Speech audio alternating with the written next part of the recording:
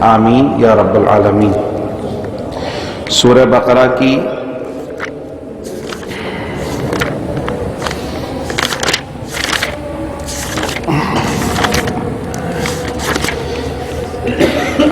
آیت نمبر 27 تک الحمدللہ ہم گفتگو کی سعادت حاصل کر چکے ہیں، اور گزشتہ جو درس تھا اس میں فاسقوں کی کچھ نشانیاں بیان کی گئی تھیں کہ فاسق، ویسے تو فاسق کہتے ہیں گناہگار کو، اللہ تعالیٰ کی نافرمانی کرنے والوں کو، لیکن کسی نہ کسی کی پہچان کا کوئی نہ کوئی نشان ہوتا ہے، کوئی اس کی علامت ہوتی ہے۔ تو اللہ سبحانہ و تعالیٰ نے فرمایا تھا کہ قرآن کی آیتوں سے جو گمراہ ہو جاتے ہیں وہ ہوتے ہیں جو اللہ تعالیٰ سے کیا ہوا پختہ وعدہ توڑ دیتے ہیں۔ تو یہ پختہ وعدہ کب کیا تھا، کیسے کیا تھا، وہ ہم نے آپ کو تفصیل سے عرض کیا تھا۔ پھر اس کے بعد دوسری نشانی یہ تھی کہ اللہ سبحانہ و تعالیٰ نے جن کو جوڑنے کا حکم دیا، جن رشتوں کو جوڑنے کا حکم دیا، یہ ان رشتوں کو توڑ دیتے ہیں۔ تیسری نشانی یہ تھی کہ زمین میں فساد پھیلاتے ہیں۔ تو جن لوگوں میں تین نشانیاں ہیں وہ اللہ سبحانہ و تعالیٰ کی اس کتاب ہدایت سے بے رہنمائی حاصل نہیں کر سکیں گے۔ چونکہ دیکھیں، آپ دیکھتے ہیں کہ جب ہم راستے پر چلتے ہیں تو راستے پر چلنے کے لیے راستے کا نظر آنا ضروری ہے، اور راستہ اسی وقت نظر آئے گا جب خارجی نور بھی موجود ہو اور داخلی نور بھی موجود ہو۔ یہ دونوں قسم کے نور جب تک نہیں ہوں گے اس وقت تک آپ کو راستہ نظر نہیں آئے گا۔ داخلی نور کہتے ہیں ہماری آنکھوں کی بینائی، یہ دیکھنے والی ہونی چاہیے، یہ روشن ہونی چاہیے، یہ روشن ہو، لیکن باہر ہر طرف اندھیرا ہی اندھیرا ہو تو کیا راستہ نظر آئے گا؟ ہرگز نظر نہیں آئے گا۔ باہر بھی روشنی ہونا ضروری ہے، تو باہر بھی روشنی ہو اور آنکھوں میں بھی روشنی ہو تو راستہ نظر آئے گا۔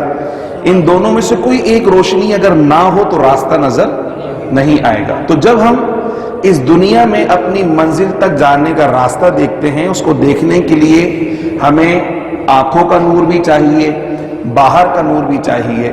بالکل اسی طریق سے جب راہ ہدایت دیکھتے ہیں، صراط مستقیم دیکھتے ہیں، تو اس کے لیے آنکھوں کی بینائی کی ضرورت نہیں ہوتی، اس کے لیے دل کا روشن ہونا ضروری ہے۔ ایسے بھی تو مسلمان ہیں نا جن کی آنکھیں نہیں ہیں، نابینا ہیں، لیکن پھر بھی مسلمان ہیں، تو انہیں ہدایت کی روشنی دیکھنے کے لیے آنکھوں کا نور نہیں چاہیے۔ ہدایت کی روشنی اور ہدایت کا راستہ دیکھنے کے لیے دل کا روشن ہونا ضروری ہے، اور دل کے روشن ہونے کے ساتھ ساتھ ایمان کی روشنی ہونا بھی ضروری ہے۔ جب یہ دو روشنیاں ہوں گی تو پھر آپ کو صراط مستقیم نظر آئے گی اور چلنا آپ کے لیے آسان ہو جائے گا۔ تو جس کے پاس ایمان کی روشنی نہ ہو اسے بھی راستہ نظر نہیں آئے گا، اور جس کا دل روشن نہ ہو، دل کی آنکھیں روشن نہ ہو، اس کو بھی راستہ نظر، تو پھر تو وہ گمراہ ہی ہوگا نا۔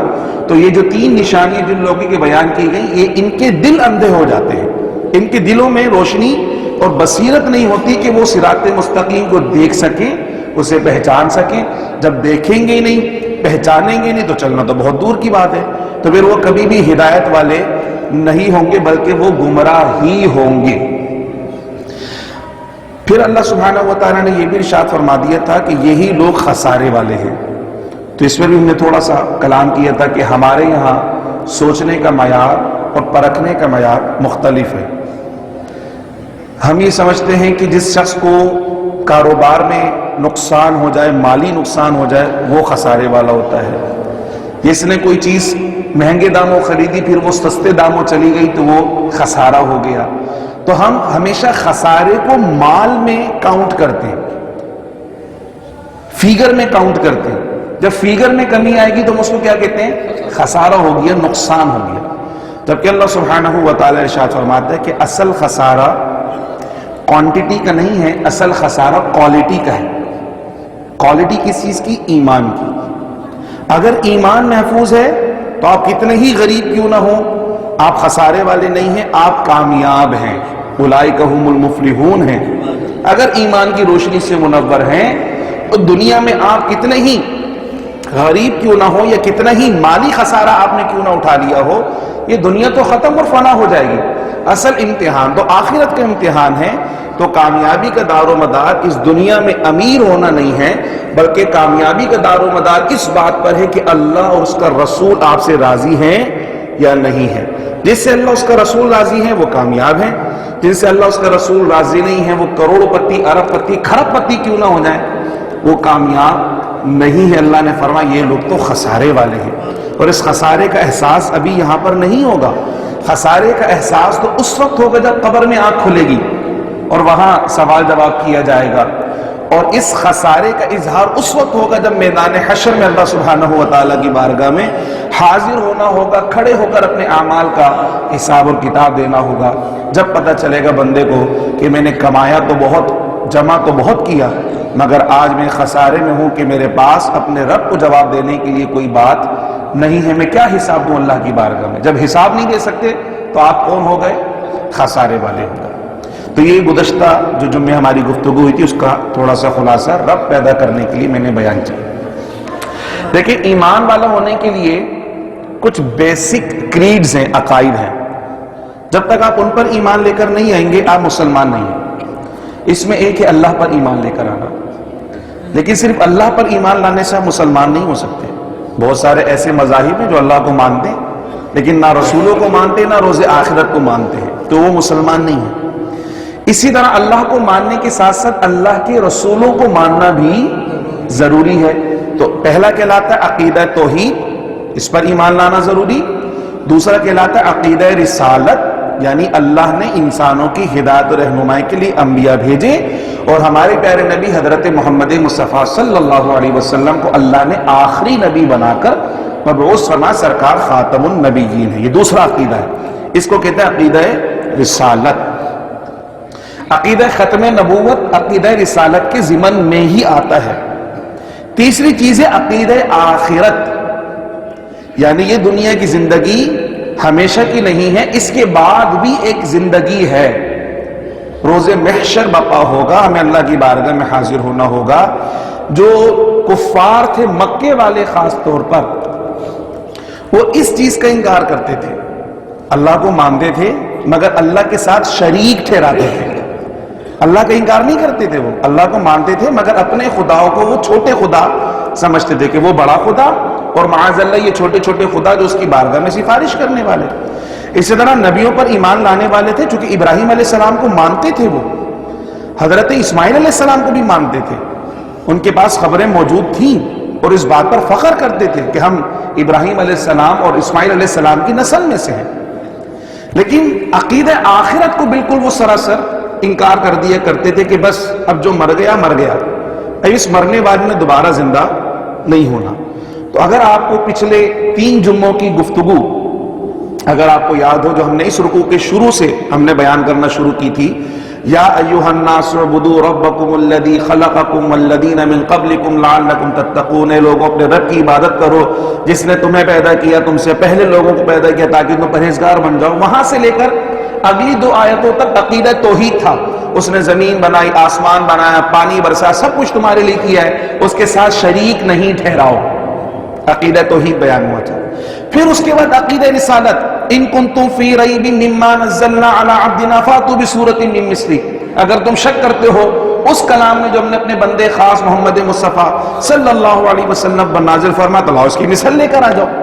یہاں سے عقیدہ رسالت کا بیان ہوا۔ پھر اسی کے ضمن میں جنت اور دوزخ کا بیان ہو گیا تھا کہ اگر تم نہیں لا سکتے تو پھر جہنم کی آگ سے ڈرو، اور جو ایمان لے کر آ گئے ان کو جنت کی نعمتیں اور خوشخبریاں اللہ سبحانہ و تعالیٰ نے سنائی تھی۔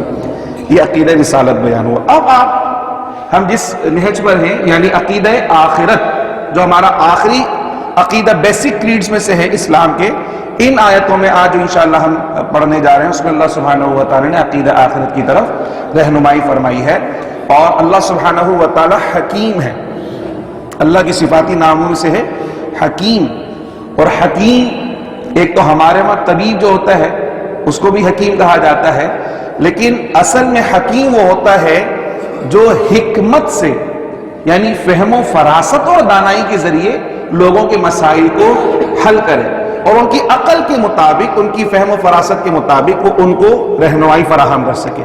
تو اللہ سے بڑھ کر کوئی حکیم نہیں ہے، وہ اپنے بندوں کی نفسیات سے بخوبی آگاہ اور واقف ہے کہ کس مسئلے کو، کس بات کو، کس عقیدے کو کس نہج اور کس انداز میں جا کر ان کو سمجھانا چاہیے اور کیا کلام اس کے لیے نازل ہونا چاہیے۔ آج کی جو آیتیں پہلے اس کی تلاوت کو آپ سماعت فرما لیں، پھر انشاءاللہ ہم اس پہ ہم گفتگو کا فرماتے ہیں۔ اعوذ باللہ من الشیطان الرجیم، بسم اللہ الرحمن الرحیم۔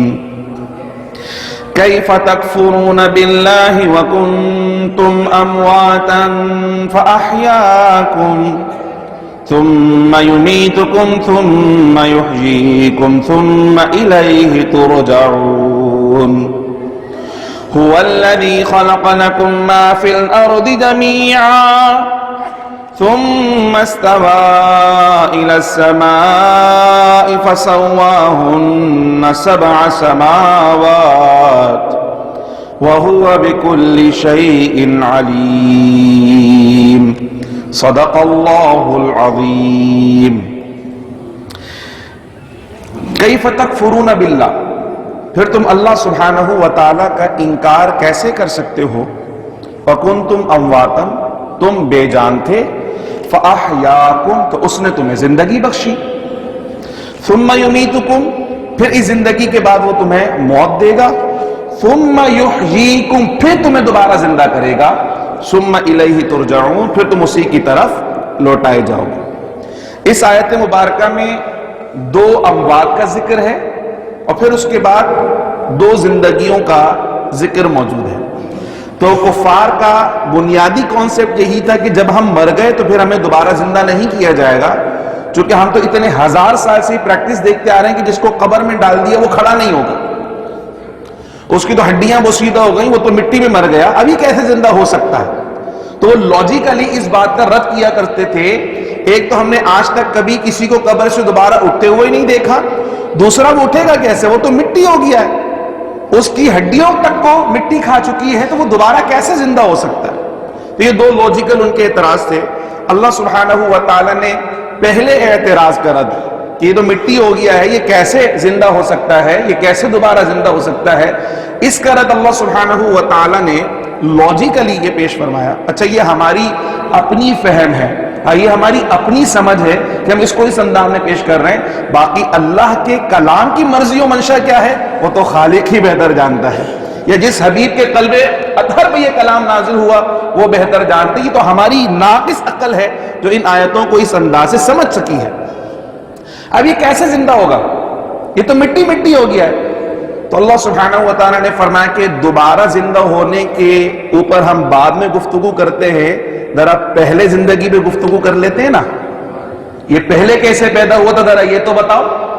یہ جو اتنا بڑا آدمی تمہیں نظر آ رہا ہے کہ اتنا بڑا ہی پیدا ہوا تھا، تو پہلی مرتبہ جو تخلیق ہوئی ہے، جو اس کی پہلی زندگی ہے، ذرا پہلے اس پہ غور و فکر کرتے ہیں، بعد والی زندگی میں بعد میں غور و فکر کریں گے۔ اللہ پاک نے فرمایا تم کیسے انکار کر سکتے ہو اللہ کا، کیسے کفر کرو گے؟ تم تو بے جان تھے، پھر اس نے تم کو زندہ کیا۔ اب یہ انسان کی تخلیق ہے، اس کے کتنے مرحلے ہیں؟ دیکھیں، آپ نے قرآن مجید فرقان حمید میں ہی انشاءاللہ ہم آگے بھی پڑھیں گے، اللہ تعالیٰ فرماتا ہے کہ ہم نے انسان کو مٹی سے پیدا کیا، کہیں فرماتا ہے ہم نے انسان کو پانی سے پیدا کیا، کہیں فرماتا ہے ہم نے انسان کو نطفے سے پیدا کیا۔ یہ سارے کے سارے مراحل ہیں۔ دیکھیں، انسان کی اصل ہے مٹی، مٹی سے اگتا ہے سبزہ، سبزے سے اگتا ہے اناج، اناج میں ہوتے ہیں دانے، وہ دانہ پستا ہے تو بنتا ہے غذا، آٹا، خوراک بنتی ہے، پھل بنتے ہیں، وہ پھل انسان کے جسم میں جاتا ہے، معدے میں جاتا ہے، اس معدے میں جانے کے بعد فاضل مادے نکلتے ہیں اور جو کارآمد مادے ہوتے ہیں اس سے بنتا ہے خون، پھر خون سے بنتا ہے نطفہ، اور وہ نطفہ پھر ماں کے شکم میں جا کر بچہ بنتا ہے۔ یہ سارے کے سارے مرحلے ہیں۔ تو مٹی بھی مردہ تھی، وہ دانہ بھی مردہ تھا، پیسنے کے بعد آٹا بھی مردہ تھا، آٹے کو پانی میں گوندا وہ بھی مردہ تھا، جو روٹی پکی وہ بھی مردہ تھی، جو کھایا وہ بھی مردہ تھا۔ وہ مردہ چیزیں ساری کی ساری پیٹ میں گئیں، اور پیٹ میں جانے کے بعد اس سے خون بنا، اور اس خون سے اللہ نے ایک نطفہ بنایا، وہ زندہ تھا، وہ حرکت کرنے والا تھا، وہ سرکولیٹ کرنے والا تھا۔ تو تم تو بے جان تھے، تم تو مٹی تھے، مٹی کا ریزہ تھے، مٹی کے ریزے سے پھر گندم کا دانہ بنے، گندم کے دانے سے تم آٹا بنے، آٹے سے تم روٹی بنے، روٹی سے پھر آگ پر پکی، اس کے بعد وہ غذا بن کر معدے تک کے اندر گئی ہے۔ یہ سارے کے سارے مرحلے طے ہوئے ہیں جب تم ماں کی شکم میں پہنچے ہو. تو تم تو کچھ بھی نہیں تھے, تم تو عدم میں تھے, صرف خدا کے علم میں تھے, کوئی جانتا بھی نہیں تھا کہ تم پیدا ہوگے, تو تم تو بے جان تھے. تو اس بے جان میں جان کس نے ڈالی؟ فرمایا نطفہ. پھر یہ نطفہ ماں کی شکم میں گیا. ہر نطفے سے جنین نہیں بنتا, یہ بھی اللہ سبحانہ و تعالیٰ کی مرضی و منشا ہوتی ہے کہ کس انڈے اور نطفے کا ملاپ ہوگا, کس جرثومے کا ملاپ ہوگا تو پھر جنین حمل قرار پائے گا. وہ حمل بھی بے جان تھا, ایک عرصے تک وہ گوشت کے لوتھڑے کی کیفیت میں رہا. پہلے جمع ہوا خون بنا, جمع ہوئے خون سے گوشت کا لوتھڑا بنا, گوشت کے لوتھڑے سے ہڈیاں بنی, ہڈیوں پر پھر گوشت چڑھا, گوشت پر پھر کھال چڑھائی گئی, پھر آنکھیں, ناک اور کان اور زبان بنایا گیا, تالو بنایا گیا, مسوڑے بنائے گئے, انگلیاں بنائی گئی, ٹانگیں بنائی گئی, اور پھر اس کے بعد اللہ نے اس میں روح پھونکی ہے, اور پھر تمہیں اللہ نے جیتا جاگتا انسان بنا کر دنیا کے اندر بھیجا ہے. خدا کی قدرت پہ سوال کرنے والوں کے دوبارہ کیسے زندہ ہوگے؟ ذرا پہلی مرتبہ پیدائش کے بارے میں غور و فکر تو کرو. تمہیں پہلی مرتبہ کس نے پیدا کیا ہے؟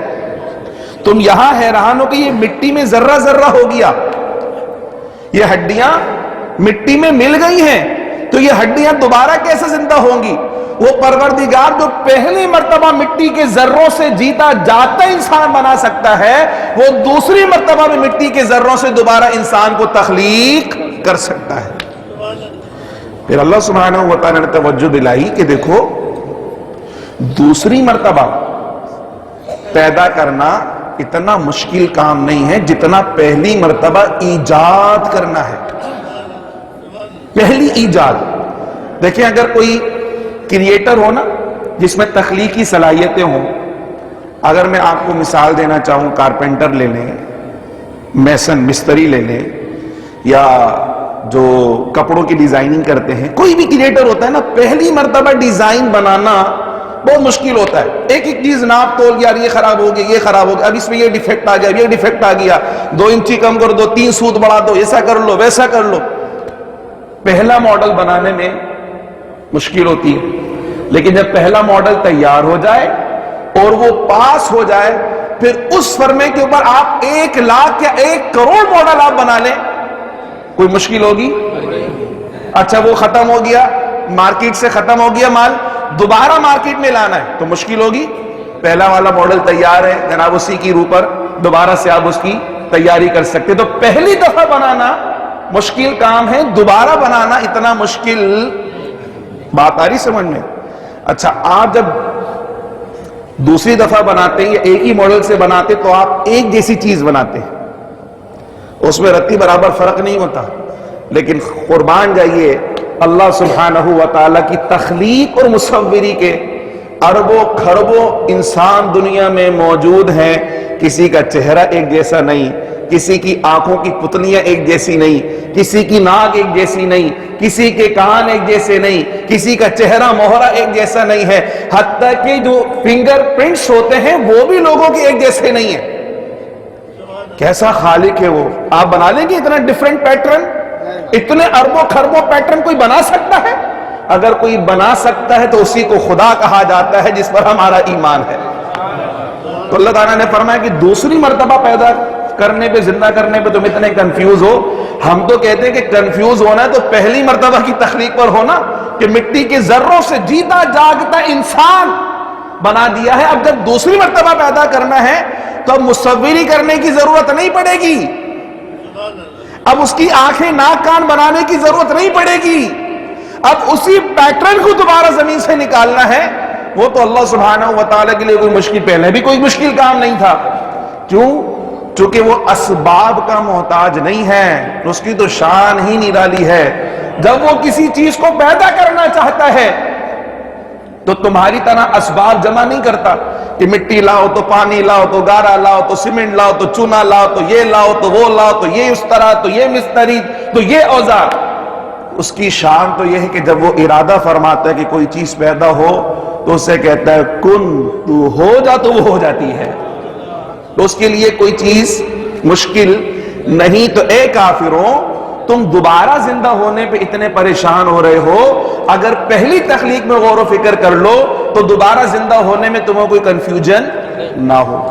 ایک اعتراض تو ان کا یوں رد ہو گیا. دوسرا یہ کہ وہ کہتے ہیں کہ جی اٹھ ہی نہیں رہا, ہم نے اپنے دادا کو دفنایا تھا وہ تو دوبارہ زندہ نہ ہوا, ہم نے اپنے پردادا کو دفنایا وہ تو زندہ نہ ہوا, ہم نے اپنے باپ کو دفنایا وہ تو زندہ نہیں ہوا. ارے بھائی, اس جہان میں زندہ کرنے کی کون بات کر رہا ہے؟ اب جیسے ہی بندے کا انتقال ہوا, اب یہ بھی سمجھ لیں, دیکھیں جب تک ہم اس دنیا میں نہیں آئے تھے نا تو ہم ایک الگ جہان میں تھے. اس جہان کے مطابق جو زندگی کے اسباب ہوتے ہیں ہمیں وہ میسر تھے. میں اس پہ پہلے گفتگو کر چکا ہوں, مجھے زیادہ یاد پڑتا کہ عالم ارواح کی ہماری زندگی تھی, وہاں بھی ہم تھے. کیسے تھے ہم کو نہیں پتا, لیکن اس جہان میں زندہ رہنے کے لیے جو اسباب تھے وہ اللہ نے ہم کو فراہم کی. پھر ہم اس جہان میں آئے, جب اس جہان میں آئے تو یہاں جو زندگی کے اسباب ہیں وہ مختلف ہے, اس کا پیٹرن مختلف ہے. تو اس زندگی کے اسباب اللہ نے فراہم کیے. اب اس کے بعد جب ہمارا انتقال ہوگا تو جہان تبدیل ہو جائے گا. جہان ابھی عالم دنیا ہے, مرنے کے بعد جو جہان ہوتا اس کو عالم برزخ کہا جاتا ہے. کیا کہتے ہیں؟ عالم. یہ جو قبر ہوتی ہے نا, یہ تو ایک علامت ہوتی ہے صرف, اصل میں عالم برزخ ہوتا ہے. یہ بات میں اس لیے عرض کر رہا ہوں آپ سے, there might be a confusion کہ ہم تو اپنے مردوں کو دفناتے ہیں تو ہم کہتے ہیں جی قبر میں سوال جواب ہو جائیں گے, مگر وہ لوگ جو اپنے مردوں کو جلا دیتے ہیں ان کا کیا ہوگا؟ وہ جو کسی بم دھماکے میں پھٹ گئے, دفنا بھی نہیں سکے, ان کا کیا ہوگا؟ وہ جنہیں کوئی وحشی درندہ کھا گیا, مچھلیاں نکل گئیں, ان کا کیا ہوگا؟ وہ تو قبر میں نہیں گئے. تو آپ کا جو عقیدہ ہے قبر میں سوال و جواب کا, تو قبر میں جب گئی نہیں تو سوال جواب کیسے ہوں گے؟ There might be a confusion, مطلب یہ ذہن میں سوال آ سکتا ہے, پریشانی ہو سکتی ہے. اس لیے میں آپ سے عرض کر رہا ہوں, یہ جو قبر ہوتی ہے یہ صرف ایک علامت ہوتی ہے, آئیڈینٹیکل ہے صرف. یہ اصل میں کیا ہے؟ عالم برزخ ہے. کیا ہے؟ عالم برزخ.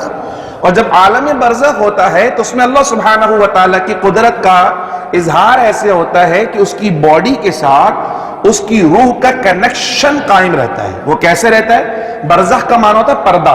تو یہ پردے کی بات ہے, اللہ نے ظاہر نہیں فرمائی تو ہم اس کو سمجھ نہیں سکتے, لیکن ایک مثال دے کے میں آپ کو ضرور سمجھا سکتا ہوں. تو یہ عالم برزخ میں کیا ہوتا ہے کہ روح کا جسم کے ساتھ کنیکشن رہتا ہے. اب ایک کنفیوژن اور ہو سکتی ہے کہ جب قرآن کے اندر یہ آیا کہ جسم کو تو مٹی کھا جاتی ہے, جب جسم باقی نہیں تو کنیکشن کیسا؟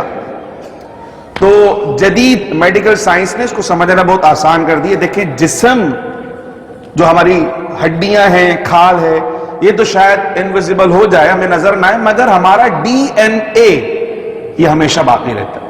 یہ اصطلاح سمجھنا مشکل نہیں رہی ہے, ڈی این اے.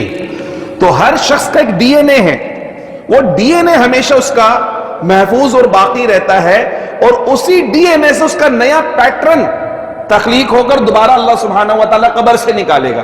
اگر کوئی کھا بھی جائے نا انسان کو تو اس کا ڈی این اے ختم نہیں ہوتا. وہ کھانے کے بعد جو فضلہ کرے گا اس فضلے میں انسان کا ڈی این اے باقی رہے گا. اس کو جلا دیا جائے تو راکھ میں ڈی این اے باقی رہے گا, اس کو دفنا دیا جائے تو مٹی کے ذروں میں اس کا ڈی این اے باقی رہتا ہے.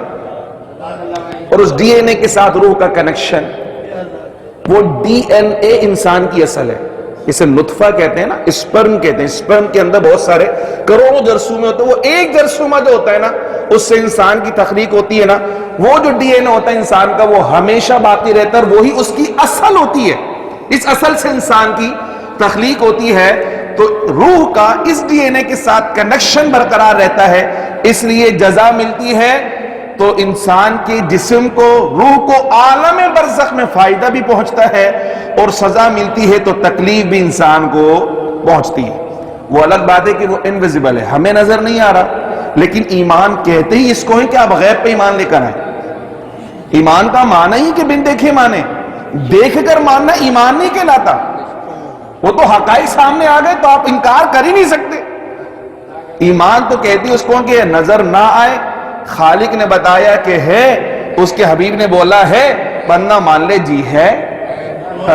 تحقیق کی ضرورت ہی نہیں ہے, چونکہ ہم نے اللہ کو تو نہیں دیکھا نا. اللہ پر ایمان ہے تو کس کے کہنے پہ؟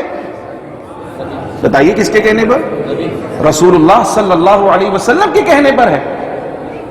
اور سرکار پر بھی جو ایمان ہے وہ سرکار کے کہنے پر ہے.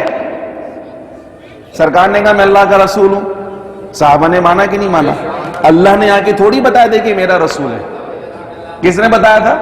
سرکار نے ہی بتایا تھا. تو ایمان کا محور و مرکز رسول اللہ صلی اللہ علیہ وسلم کی ذات مبارکہ ہے. یہ قرآن مجید فرقان حمید اس کا نصاب ہے. اس پر ہمیں ایمان لے کر آنا ہے. ادھر ہمیں وہ بات سمجھ میں آئے یا نہ آئے، یہ ہماری سمجھ کی کوتاہی ہے، مگر خالق کے نظام میں کوئی کوتاہی. تو دوسری بات یہ ارشاد فرمائی کہ یہ جو زندگی ہم کہتے ہیں کہ تم دوبارہ زندہ ہوگے، اٹ ڈزنٹ مین کہ تم اس دنیا میں زندہ ہوگے، بلکہ ہماری مراد یہ ہے کہ ثم پھر ایک اور عالم ہے، اس عالم میں تمہیں منتقل کر کر زندہ کیا جائے گا. اس عالم کو عالم برزخ کہا جاتا ہے. تو پہلے ہم بے جان تھے، پھر ہم کو زندگی ملی، یہ دنیا کی زندگی ہم گزار رہے، پھر اس دنیا کی زندگی کا جو اختتام ہے اس کو موت کہا جاتا ہے. اس لیے آپ نے اردو میں ایک لفظ استعمال ہوتا ہے جی انتقال ہو گیا. انتقال ہو گیا. انتقال کو آپ دیکھیں فیروز اللغات میں، انتقال کا مطلب کیا ہے؟ ایک جگہ سے دوسری جگہ. تو مرنے پہ انتقال کا لفظ کیوں کہتے ہیں؟ عالم دنیا سے عالم برزخ میں منتقل ہو گئے. پہلے یہاں رہتے تھے 80 گز کے مکان میں، اب 2 فٹ کے گڑھے میں حضرت تشریف لے گئے. 500 گز کے بنگلے میں کر و فر کے ساتھ رہتے تھے، بڑی روشنی اور چمک ہوتی تھی، ایسی ٹھنڈے ٹھنڈے چلا کرتے تھے، سردی میں گرم گرم ہیٹر چلا کرتا تھا، مگر اب محترم اندھیرے گھڑے میں منتقل ہو گئے. ان کا انتقال ہو گیا، ٹرانسفرڈ. ٹھیک ہے جی. تو اب اس عالم برزخ میں آپ منتقل ہو گئے، تو اس عالم برزخ کی زندگی آپ کو عطا کی جائے گی. اور یہ ہمارے ایمان کا ایک بنیادی عقیدہ ہے. احادیث مبارکہ، صحیح احادیث مبارکہ اور قرآن مجید فرقان حمید کی بیشتر آیتوں سے یہ بات ثابت ہے کہ عالم برزخ میں انسان کو دوبارہ زندہ کیا جاتا ہے.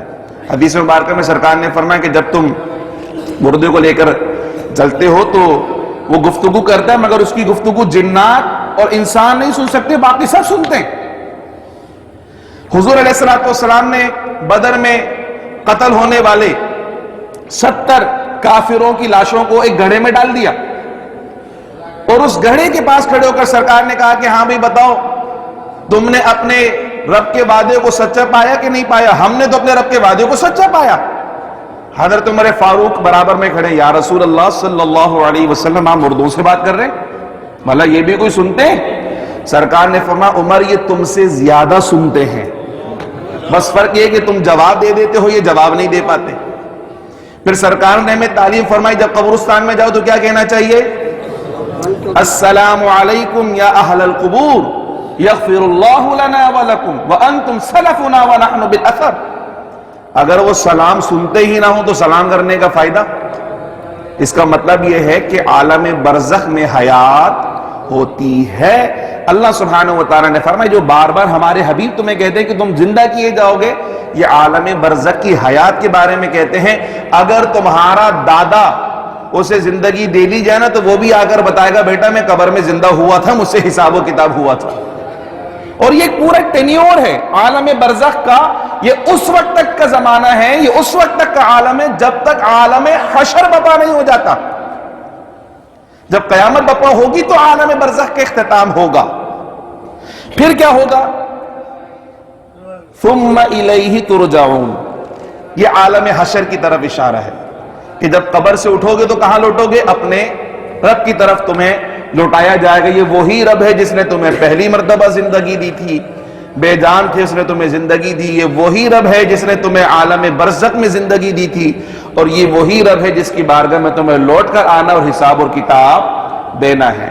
تو ان آیت مبارکہ میں اللہ سبحانہ وتعالی نے جو اسلام کا اور مسلمانوں کا ایک بنیادی عقیدہ ہے، عقیدہ آخرت، اس کو کافروں کو ان کے لیول پر آ کر بہت ہی نچلی سطح پہ سمجھایا کہ تم دوبارہ زندہ ہونے کے بارے میں مخمسے کا شکار ہو.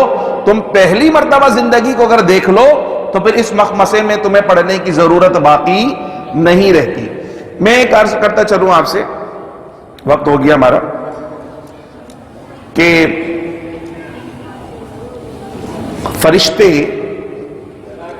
مردے کو عذاب دیتے ہیں، احادیث صحیح سے ثابت ہے. سمجھ میں نہیں آ رہا کہ ہوتا کیسے. تو اس کی ایک نظیر دیکھیں، جب بچہ ماں کے شکم میں ہوتا ہے تو تقریباً 9 مہینے کا عرصہ درکار ہوتا ہے اس کے جنم لینے میں، ڈیلیوری ہونے میں. لیکن کیا وہ جب اس کی ڈیلیوری ہوتی ہے اسی وقت وہ زندہ ہوتا ہے؟ ہرگز نہیں. اس کی موومنٹ ماں کے پیٹ میں ہوتی ہے. ماں کے پیٹ میں اس کی موومنٹ ہوتی ہے. اس کی آنکھیں بھی بن جاتی ہیں، اس کے کان بھی بن جاتے ہیں، اس کی ناک بھی بن جاتی ہے، ہر چیز پراپر سیٹ ہو جاتی ہے. اور یہ کون کرتا ہے؟ اللہ سبحانہ و تعالیٰ کے حکم سے فرشتے کرتے ہیں، اللہ کے حکم سے. لیکن کیا ماں کو پتا چلتا ہے کہ فرشتے اس کی آنکھیں بنا رہے ہیں، اس کی ناک بنا رہے ہیں، اس کے کان بنا رہے ہیں؟ ماں کو پتا چلتا ہے. لیکن پھر بھی عمل ہو جاتا ہے کہ نہیں ہو جاتا؟ بالکل اسی طریق سے اگر کسی شیر نے کسی انسان کو کھا لیا اور وہ مر گیا، اس کے پیٹ کے اندر فرشتے اس مردے کا حساب کتاب کر لیتے مگر شیر کو خبر. یہ تو آپ ہیں جو اپنی عقل کے اوپر پرکھنے کی کوشش کرتے ہیں، وہ اللہ ہی کیا جو عقل میں آ جائے. اس نے اپنے نظام میں غور کرنے کا مشورہ دیا، حکم دیا کہ میری تخلیق میں غور و فکر کرو. مخلوق کو اگر سمجھ جائے تو خالق کے قریب ہو جاؤ گے. اللہ تعالیٰ نے فرمایا کہ تم صرف اپنی ذات میں غور و فکر کر لو، سر کے بال سے لے کر پاؤں کے ناخن تک اپنے آپ کو اگر پہچان لو اور غور و فکر کر لو تو کسی اور دلیل کی ضرورت ہی باقی نہیں رہتی ہے. خدا کے ہونے اور ایک ہونے کی سب سے بڑی دلیل خود تمہارا اپنا وجود ہے. اور حقیقت جانیے کہ جب سے میڈیکل سائنس نے ترقی کی اور انسان کی جو اناٹمی ہے جب وہ کھل کے سامنے آتی ہے تو بندہ واقعی ماننے پہ مجبور ہو جاتا ہے کہ یہ خود سے نہیں چل رہا، کوئی ہے جو اتنا پرفیکٹ نظام چلا رہا ہے. اور اس طاقت کو اللہ سبحانہ و تعالیٰ کہا جاتا ہے. اللہ کریم ہم سب کو ایمان کی سلامتی عطا فرمائے، ہمارا خاتمہ بالخیر فرمائے، اور جو اسلام کی بنیادی عقیدے ہیں اللہ سبحانہ و تعالیٰ بلا شک و شبہ ہمیں ان پر ایمان لانے کی اور اس پر قائم اور دائم رہنے کی توفیق عطا فرمائے.